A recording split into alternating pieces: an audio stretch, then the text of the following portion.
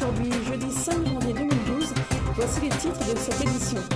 Infraction au volant, amende et points en moins grimpe. Un cinquième gréviste de la faim auprès des ex-Arastes. Préavis de grève chez les pompiers lundi prochain. Naissance officielle du CHR et dans la Grande Île, la feuille de route vers les élections. Si vous persistez à téléphoner au volant, il vous en coûtera 135 € et un retrait de 3 points au permis en cas de verbalisation, 1 500 € d'amende en cas d'utilisation de détecteurs de radar et 6 points en moins, 1 500 € d'amende également en cas de lecture vidéo, d'utilisation de console ou de smartphone. Seul l'écran GPS reste autorisé. Dans le dossier des ex-Arastes, un cinquième gréviste de la faim rejoint le mouvement en la personne de Patrick Fary, un militant associatif. Le point d'avancement des revendications avec le leader syndical CFTC Paul Junot, lequel précise dans un communiqué de ce jour que suite aux informations données par Maître Badat, liquidateur mandataire de l'Araste, les personnes en attente des indemnités seraient au nombre de 210 et non 700, chiffre annoncé par les grévistes au tout début de leur mobilisation. L'interview de Paul Junot. La situation est toujours la même, la détermination aussi. On est passé aujourd'hui avec une personne supplémentaire qui prend l'action de la grève de la faim aussi. Et donc on est 5 maintenant grévistes de la faim, nous-mêmes depuis 15 jours pour certains, 13 pour d'autres, et Patrick, ça fait 2 jours maintenant. Il nous a déclaré ça hier, mais ça faisait 2 jours qu'il était déjà dans la voie de l'action pour la grève de la faim. Où en est la mobilisation auprès du défenseur des droits ? Alors de ce côté-là, on a donné un certain nombre d'informations, mais même de son côté, il collecte un certain nombre d'informations. On ne sait pas exactement à quel point il est. Vendredi, on devrait faire le point ensemble, mais bien on devrait faire le point ensemble pour voir exactement en fonction de cette photographie quelles sont ses marges de manœuvre et qu'est-ce qui pourrait évoluer, qu'est-ce qu'il peut là comme capacité pour pouvoir faire bouger les lignes. On attendra ça vendredi après-midi. D'un autre côté, on a eu des informations de Maître Badat concernant l'état des lieux au niveau de ceux qui sont indemnisés, ceux qui restent indemnisés. Selon ces chiffres, on attend toujours d'autres informations pour corréler. Il semblerait, d'après ces chiffres, donc on est sur à peu près 220 qui sont dans l'attente d'un jugement. Et certains qui n'ont même pas introduit d'instance, et donc on est sur plus de 200 qui sont dans l'attente d'un jugement.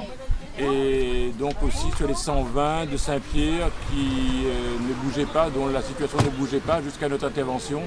Donc on peut dire globalement, notre action portait non plus sur 700 mais sur 350. Et sur les 350, il y a à peu près 120 pour qui la situation est déjà résolue. Les pompiers sont en colère, ils vont le faire savoir lundi prochain. La raison, des heures supplémentaires non payées et pourtant bien effectuées au cours de l'incendie du Maïdo, des changements inopinés dans les plannings de garde, des inquiétudes concernant les futures embauches. C'est à Saint-Denis que le rendez-vous est donné donc lundi 9 janvier au siège du SDIS, le service départemental d'incendie et de secours. Précisons que le SDIS est un service du Conseil général. Naissance officielle du CHR de La Réunion par un décret du 21 novembre dernier. Il correspond à la fusion entre le centre hospitalier Félix-Guyon et le groupe hospitalier Sud Réunion.